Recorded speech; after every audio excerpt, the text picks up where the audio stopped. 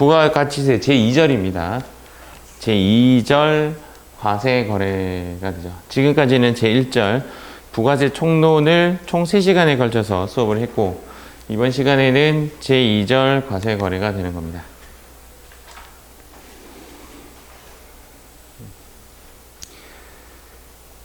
처음에 제가 이런 이야기 해드린 적이 있죠. 재화라는 단어랑 용역이라는 단어가 중요하다고요.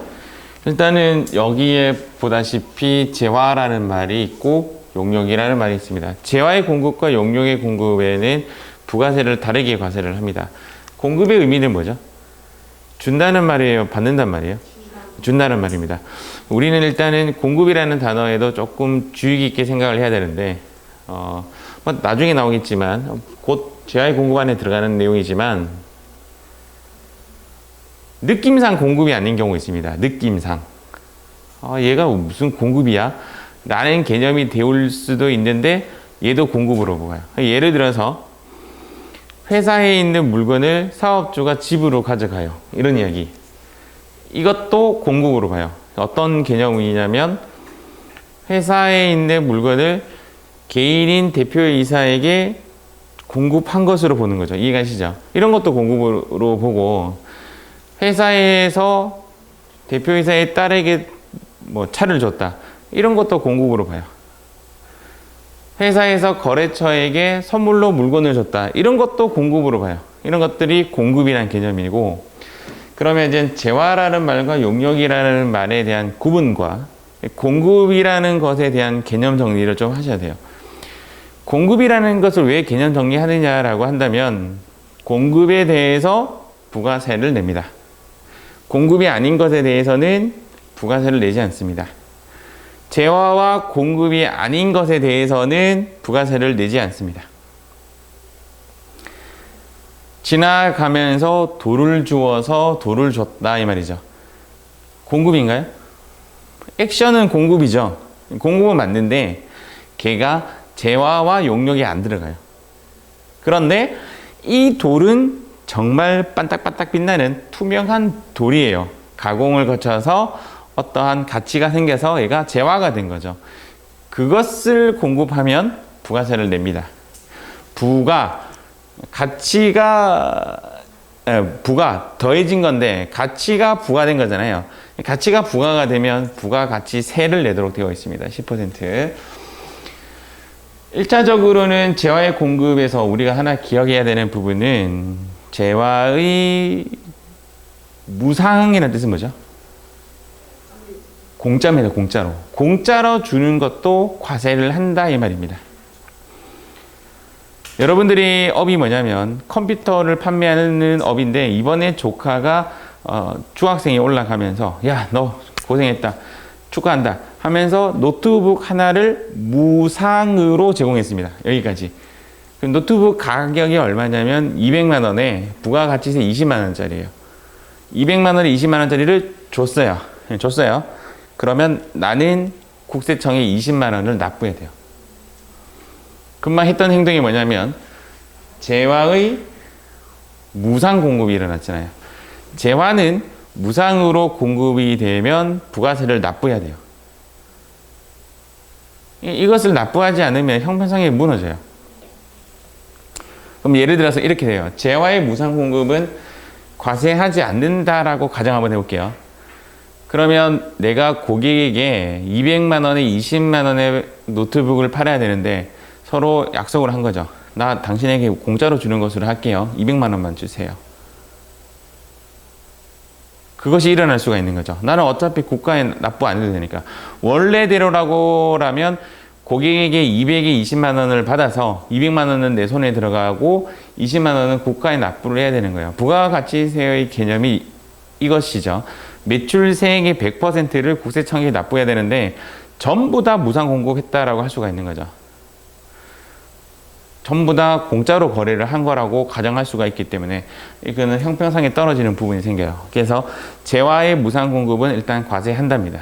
두 번째, 용역의 무상 공급은 과세하지 않습니다. 그러니까 재화와 용역을 자르는 기준을 명확하게 해야 부가세를 과세한다, 과세하지 않는다가 되는 거죠. 내 자녀가 나에게 다리를 주물러 줬어요. 부가세를 내야 되는 상황이 생길 수가 있는 거죠. 과세하지 않는다고. 대신 용역의 무상 공급은 과세하지 않습니다. 그러면 우리는 얘가 재화인가, 얘가 용역인가를 잘 따져야 돼요.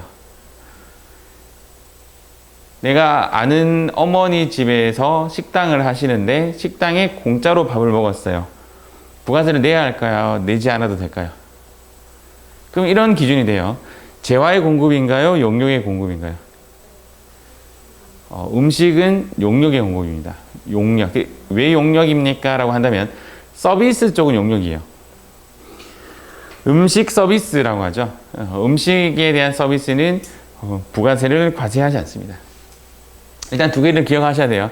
시험에 나오는 포인트는 재화의 무상 공급은 과세한다. 용역의 무상 공급은 과세하지 않는다. 이렇게 돼야 됩니다. 다만 용역의 무상 공급 중에서 부동산 임대업을 특수관계인에게 무상 공급할 때는 얘는 부가세를 과세해요. 가장 대표적인 게 뭐냐면 건물주가 아빠고 거기에 들어오는 사람이 아들이 들어오는 경우 거기에 대해서 부가세를 과세한다. 얘가 이제 법이다라고 보시면 됩니다. 아들이 특수관계인이고 부동산 임대업이 아버지가 하는 일이고 아버지가 아들을 특수관계인을 어떻게 들어오면 무상으로 공급할 수 있죠. 무상으로 공급한다 하더라도 거기에 대해서는 부가가치세를 과세하도록 되어 있다라고 보시면 됩니다. 그러면 이제 재화와 용역에 대한 정의가 떨어지는데 재화의 정의는 일단 크게 두 가지로 봐요. 하나는 물건하고 또 하나는 권리입니다. 물건은 우리가 바라봤을 때 뭐 모양이 있는 거죠. 걔네들이 이제 물건이라고 하고 권리는 모양이 없는 권. 우리 느낌상 유형자산, 무형자산 그런 느낌이 좀 드는데 앞에 포인트가 있죠. 재산적 가치가 있는 길거리에 떨어져 있는 돌은 물건이지만 재산적 가치가 없죠. 이해가죠? 재산적 가치가 있는 이것이 키워드가 먼저 되고 재산적 가치가 있는 물건과 권리를 재화라고 합니다. 그런데 이제 시험에 나오는 포인트는 다음 중 재화인 것은 아닌 것을 고르는 문제가 나와요. 그럴 때는 얘네들이 오답이 됩니다. 그러면 오답이 되는 친구들이 뭐냐? 재산적 가치가 없는 또 뭐죠? 물. 재산적 가치가 없는 공기. 재산적 가치가 있는 공기가 있나요? 헬륨가스 이런 것들은 돈이 들어가는 거죠. 돈은 화폐 대용 증권이라고 표현되어 있는데 돈은 재화가 아닙니다. 돈은 재화가 아니고 주식 채권 등을 뭐라고 하냐면 유가증권이라고 되어 있는데 유가증권도 재화가 아닙니다. 돈, 유가증권 아니고 그 다음 상품권도 재화가 아닙니다. 돈으로 보죠. 우리가 상품권을. 그래서 이렇게 정리해보면 이렇게 돼요. 재산적 가치가 있는 물건 및 권리를 재화라고 하고 재산적 가치가 없는 것들과 돈 그리고 유가증권 이런 것들은 재화가 아니다라고 보시면 됩니다. 즉 재화가 아닌 것은 과세하지 않는다는 뜻이고 그 말은 세금을 내지 않는다라는 뜻이 되죠. 물건의 종류와 권리의 종류가 나와 있습니다. 재화의 공급은 우리가 알고 있는 상식 그대로예요. 이렇게 넘어가는 겁니다. 이렇게 소유권이 넘어가는 거. 인도 또는 양도라고 되어 있는데 책에는 인도라는 말이 가장 많이 나와요. 인도. 그냥 우리 입장에서는 소유권이 넘어가는 그런 겁니다.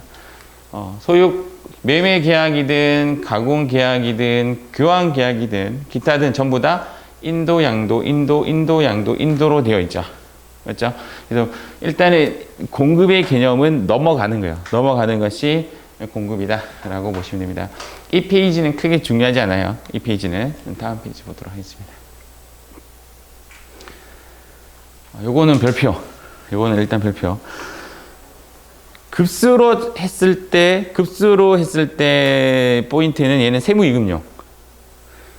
회계 1급용은 아니에요. 회계 1급에는 보통 제가 이거는 안 중요합니다 라고 표현하고 세무 2급에서 중요한 겁니다. 담보로 제공하는 거. 내가 내 아파트를 담보로 돈을 빌렸어요. 아파트를 담보로 돈을 빌렸어요. 이 아파트 누구 거죠? 아직 내 거죠. 공급이 이루어진 게 아닙니다. 일단 요 개념은 저당 잡힌 것에 대해서는 공급으로 보지 않는다. 그러니까 부가세를 내지 않는다. 내가 은행에 내 재산을 담보로 돈을 빌렸다고 하더라도 얘는 아직 넘어간 게 아니다. 이렇게 보시면 되고, 사업의 양도는 내용을 좀 길게 하면 되게 복잡한데, 내가 이 사업을 누구에게 넘기는 행위를 할 때는 어떤 문제점이 생기냐면, 대충 이렇게 들으셔도 돼요. 부가세는 누가 과세하죠? 물건 파는 사람이 과세를 시켜요? 물건을 사는 사람이 과세를 시켜요? 그렇죠. 파는 사람이 과세를 시켜요. 내가 지금 PC방을 운영을 하다가 PC방을 A라는 사람에게 팔아요. 그럼 부가세를 누가 과세하냐면 내가 과세를 합니다. 그럼 내가 그 PC방이 10억짜리라고 칠게요. 10억에 1억을 받았어요. 여기까지 이해하셨죠?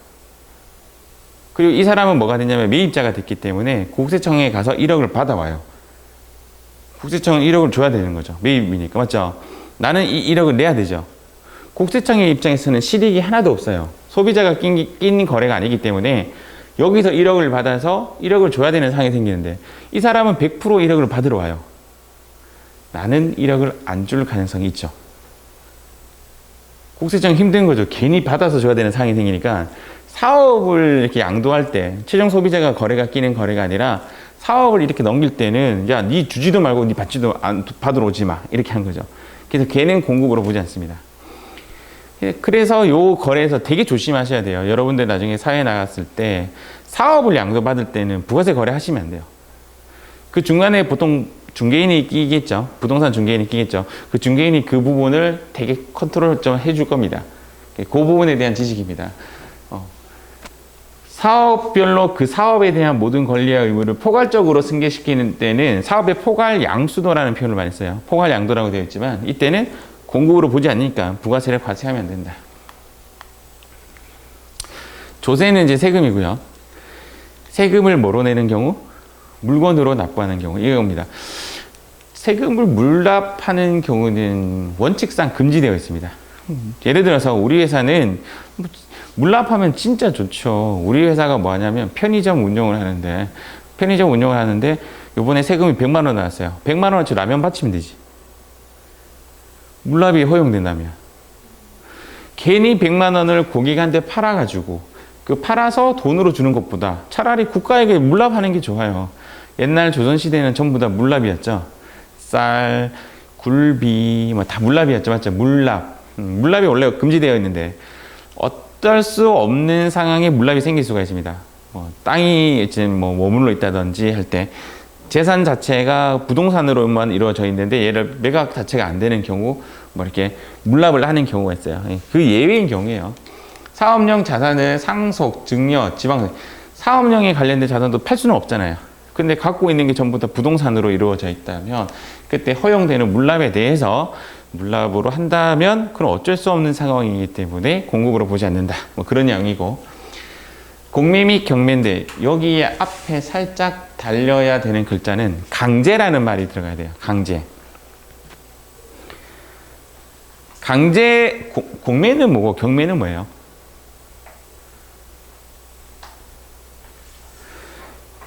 경매는 지금 경매는 주관을 우리가 TV에 보면 땅땅땅 거리는 그게 경매인데, 경매는 주관이 누구냐면 법원이 주관하는, 법원이 주체로 해서 그 행하는 행위를 경매라고 그러고, 옥션 이런 것처럼 어떤 사설업체가 경매를 하는 행위를 공매라고 합니다. 근데 이것을 강제적으로 했을 경우에, 내가 스스로 하는 경우 말고 내가 어쩔 수 없이 떼이는 경우, 실제적으로 법원에 가보시면 매일 경매가 일어납니다. 거의 매일 일어나고, 거기 가서 저도 경매를 해봤어요. 눈치 싸움이죠. 그 중에 한 명이 그것을 받아오는데 친구가 아파트를 사는 것을 한번 구경하고자 가서 경매하는 것을 보고 아파트를 사고 파는 것까지 제가 한번 해봤는데 쉽지 않더라고. 일단은 공부도 좀 많이 해야 되고 어쨌든 강제로 자기가 재산이 어쩔 수 없이 이제 날아가는 경우에는 그때는 부가세를 떼지 않습니다. 위탁 가공 원자재 국외 반출이라고 하는데 내가 A라는 업체에 물건을 팔면 그것은 공급이 맞아요. 그런데 내가 A라는 업체에 물건을 주고 야 요거 가공해서 다시 줘 이렇게 한 거죠. 이해가시죠? 그러니까 가공을 의뢰한다고 물건을 주는 경우에는 걔는 공급으로 보지 않는다 이 말이죠. 그래서 위탁 가공 원자재의 국외 반출은 가공의 의미이기 때문에 공급으로 보지 않는다. 제가 내용을 이렇게 설명하고 있는데 처음부터 이 설명을 안 드렸네요.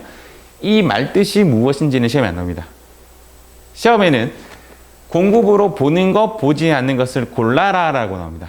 고르시오 이렇게 하면 내가 담사조공국수는 공급이구나 라고 인식을 하는 거죠. 공급으로 보지 않는구나 라고 이제 생각하고 계시면 돼요. 그러니까 이 뜻을 묻진 않아요. 이 단어를 외우셔야 돼요. 수용은 뭐냐면 뺏기는 겁니다. 지금 지역으로 치면 뭐 예를 들어서 국가가 여기에 도로를 까는 데 있어서 어제 뉴스에서 나온 것 같은데 땡땡 의원의 집 앞에서 도로가 멈췄다. 그거랑 똑같은 거예요. 도로를 깔면 중간에 갖고 있던 땅 주인들은 뺏겨요, 국가한테. 그것도 무슨 가액으로? 헐값으로 뺏겨요. 그러니까 사람들이 데모를 합니다. 머리를 밀고. 어떤 사람들이 좋냐면 도로 옆을 지나서 역세권을 이루는 그 땅에, 그러니까 도로에 포함되지 않은 땅은 대박 땅인데 도로에 포함되어 버리면 바보 됩니다. 이게 이제 찰나죠, 찰나. 어제 뉴스에 나오더라고. 국회 뭐 땡땡 의원 앞에서 도로 계획이 멈췄다. 나머지 사람은 다 수용당한 겁니다. 그것을 수용이라고 해요. 수용. 뺏기는 거. 이 개념도 뺏기는 겁니다. 도시 주거 환경 어쩌고 저쩌고 해서 소유자가 그 재화에 대한 대가를 받는 경우에는 재화의 공급으로 보지 않습니다. 물건을 공급했지만 뺏기는 경우이기 때문에 보지 않습니다. 이렇게 많은 설명했지만 이 내용들이 시험에 안 나요. 시험은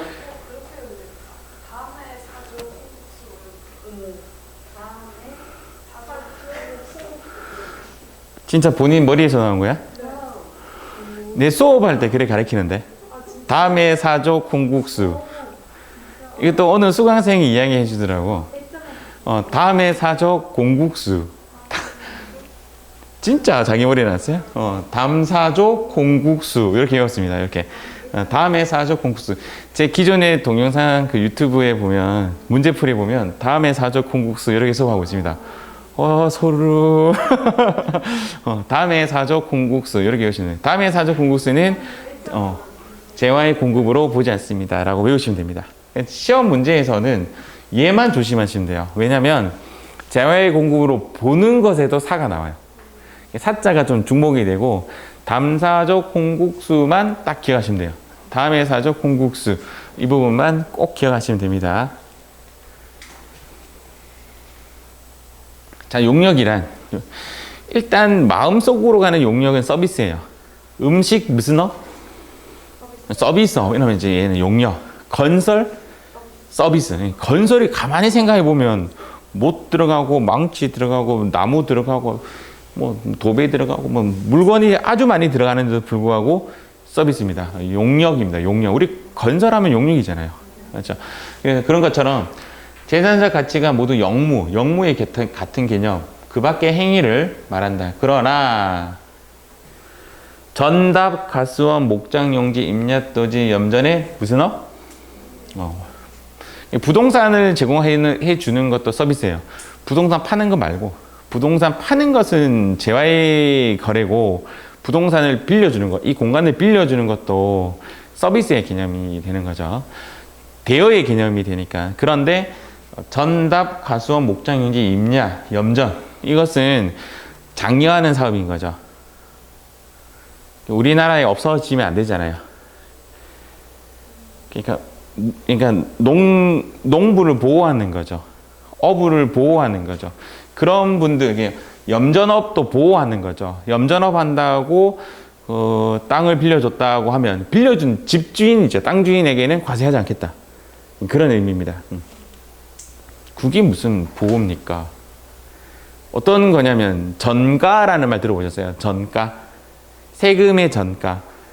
그 땅 주인에게 부가세를 과세시키면 그 땅 주인이 자기 돈에서 내는 게 아니라 거기에 염전하는 사람에게 돈을 더 받아서 돈을 냅니다. 이 사람이 심리고 모든 심리예요. 이 건물주에 제가 월세를 내잖아요. 근데 이 건물에 세금이 더 부과가 되면 집주인이 저보고 돈 더 달라고 합니다. 이것을 세금의 전가라고 합니다.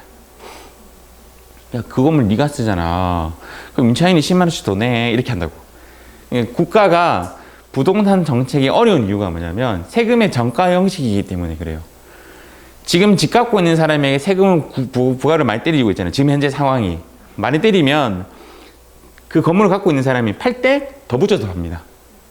그러니까 가격이 올라가는 형식인데 지금 현재는 이제 정책이 건물을 갖고 있는 보유세 사람들 막 때리고 있잖아요. 때리고 팔 때도 막 제약을 주고 있는 거죠. 앞에서 때리고 뒤에서 맞고 있는 거죠. 그러니까 지금 터지고 있는 거죠. 그러다가 뒤에 펑 터져가지고 지금 가격이 뭐라 해야 되나 막 올라가고 있죠. 그러면서 한쪽에 막으니까 한쪽에서 부풀어 오르는 것을 뭐라고요? 풍선 효과라 그러죠. 이쪽에 못 오르게 막아놓으니까 여기 푹 올라와 버리고 여기 막아보니까 여기 푹 올라와 버리고 이번에 관광지도 이제 그런 효과 때문에 어디 갔더라? 우리가 9시가 원래 코로나 때문에 9시 그것도 경주하고 대구인가? 거기서는 자기들이 9시까지 안 하겠다 그랬잖아요, 처음에. 그랬다가 다시 9시로 바꿨잖아요. 풍선 효과 때문에 그래요. 어떤 이야기냐면 다른 지역에서 9시 막아버리면 거기 있는 모든 사람들이 10시로 풀린 곳으로 모인다는 거지. 그러니까 그 지역에 더 사람들이 모일 것 같아가지고 다시, 경주도 맞죠, 경주. 다시 9시로 다시 다 바꿨어요. 약간 생각하면 되게 좀 소름 끼치는 그런 거죠. 약간 그런 건데 어쨌든 간에 염전 임대음은 용역으로서 하지 않고 과세하지 않습니다. 여기 있네요. 적어놨네요. 권장 사업에 대한 혜택이라고 세금의 전가를 방지한다. 그렇게 보시면 됩니다. 용역에는 이제 이런 것들이 용역인데요. 우리가 보면 대충 서비스의 냄새가 나는 것들이 용역인데 얘가 시험에 나온 적이 있습니다. 가구 내 고용 활동. 선생님들 뭐 이렇게 과외 선생님들, 집사들 그런 것들을 가구 내 고용 활동이라고 합니다. 얘는 부가세를 과세하지 않는다. 다 서비스죠. 교육 서비스업, 사업 지원 서비스업, 음식 서비스업이죠, 맞죠? 임대, 매매가 아니라 임대 서비스업 이렇게 보시면 돼요. 이 부분이 시험에 나온 적이 있는데 제가 핵심 포인트를 조금 찔러서 하도록 하겠습니다. 이 페이지까지 하고 자를게요. 영물을 제공하거나 재화시설물 또는 권리를 사용하게 하는 것이라 되어 있는데 첫 번째 보시면 주요 자재를 재화라고 생각 한번 해볼게요. 재화를 하나도 부담하지 않고 오리지널 가공만 한다는 거죠. 가공만 하면 얘는 당연히 용역이 맞죠. 두 번째 이제 썩는 거예요. 썩는 거. 자재가 조금 들어가요. 많이도 들어갈 수 있고 조금 들어가면 그리고 가공도 들어갔어요. 그러면 개념이 얘는 용역만 들어간 거고 얘는 재화 플러스 용역이 된 거죠. 재화 플러스 용역이 되면 얘는 재화의 공급으로 본다. 사실은 이렇게 좀 하면 좀 애매한 상황이 생겨요. 어느 것이 메인인지를 봐야 돼요. 어쨌든 지금 소개되고 있는 부분은 얘는 용역이고 얘는 재화라고 표현했는데 요 앞에 얘를 누가 하느냐, 건설업이 한다면 100% 용역입니다. 요거 말고 요거랑 얘를 비교 한번 해보는 거죠. 얘는 건설업이 해주면 끝났어요. 뒤에 그럴 필요 없죠. 건설업이 재화도 들어가고 용역도 들어가는 경우 건설업이라고 말이 나오면 무조건 뭐다? 항상 용역의 공급이 된다. 여기는 용역, 여기는 재화 이 두 개를 무시하고 주어가 건설업이라는 말이 나오면 얘는 무조건 용역에 공급이 된다라고 보시면 됩니다. 그 다음 특허권은 물건이죠. 물건을 대여하는 건 뭐죠? 빌려주는 거니까 용역, 양도, 넘기는 건 뭐죠? 재화. 그렇게 보시면 됩니다. 이 5가지는 구분하시기 바랍니다. 여기까지 끊도록 하겠습니다.